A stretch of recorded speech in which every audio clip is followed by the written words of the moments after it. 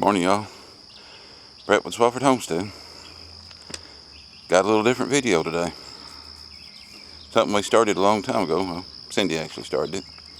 I've helped her with it. But we done some videos called Life Lessons from the Garden. And she's done several of them. I don't think I've ever done one of them. But I've been thinking about it last few mornings. The Lord's been putting it on my heart last few mornings to say something about this. When I come down here and pick muscadines, I always seem to get a little something, a little nugget from the Lord. But every time I'm down here picking muscadines each year, I usually get something from digging around in the vines. I got something again this year like I did last year. So I'm going to show you the vines, and I'm going to tell you what I actually heard the Lord say, or what I feel like the Lord said to me. I know if you watch my videos, you've heard me talk about this muscadine vine. This is one vine. It wraps around our gazebo. It came up and joined the riverbank grapes and took over this trellis too. There's a whole lot of vine. If I don't cut it back this fall, it's going to take the gazebo over because it's done wrapped halfway around it, from the back and the front and over the top. If you notice, the top of it's starting to disappear. This year we got a lot of muscadines. If I remember right, I've picked 8 gallons so far of muscadines. We've made jelly, made more jelly. I gave some away, I froze some, and I've got some that's been crushed and made into juice in the refrigerator right now. But each year, somewhere about where I'm standing, or where I'm pointing the camera at technically, this is where the main vine comes up out of the ground. This one big old vine. Let's see if I can show you. It is a good sized one. Each year picking about here, I feel like the Lord laid something on my heart. And this year it was a little different, and that's the reason we're here. As I was reaching up through these vines, and they're thick and dense, most of the berries are gone from this area. I was picking, and I was thinking about a sermon I heard years ago. I think it was at a revival. Man made the expression about how your blessings is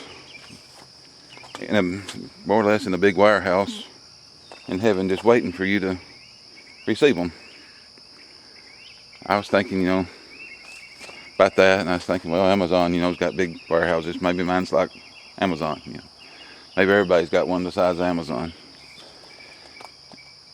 And the thought came to me. Like I said, I like the Lord laid this on my heart. It's not that way. He said it's more like this vine. And it set me back for a few minutes. I got thinking about that. And there's so many ways you can go with this about the vine. The path I'm going to take today is this vine didn't get started on its own. This thing had to be planted. Somebody had to help with that. Somebody told me about this vine. Like somebody would tell you about Christ. Somebody helped me find this vine. Like they help you find your salvation through Christ. This vine didn't grow on its own. It had to be nourished. It had to be helped. It had to be fertilized. It had to have some help from others. And it didn't produce fruit immediately. There's a process. Kind of like the Christian walk. There's a process in how long it takes and what happens. There's seasons. There's a season of renewal. It comes up each year and bursts out in leaves and grows. Season of growth. The limbs really take off and start spreading out. Of course, there's a season of fruit and a season of harvest. It didn't immediately start putting on gallons and gallons of muscadines. It started out with just a few. It started out with a little bit of fruit, and as it grew and as it reached out to others and as it was helped along, it produced more fruit, and now it's really producing a lot of fruit because it's been nourished and took care of. That's what I got out of the vine. Our blessings are like this vine. They grow and get more and more as we work towards what we're supposed to be doing. As we grow, as we flourish, as we reach out and touch others. Do things for others. Like this vine reached out to these other vines. If I let it go, there's no telling how big this thing will get.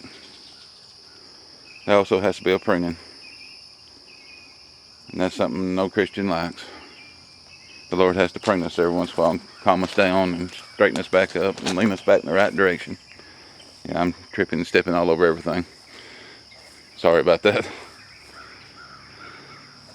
There's seasons in these vines, just like there's seasons in their life. That's what I got out of this. I hope you can get something out of this too. Hope you enjoyed the life lesson from the garden. It's just something to think on. Tell people about us, like and subscribe. God bless.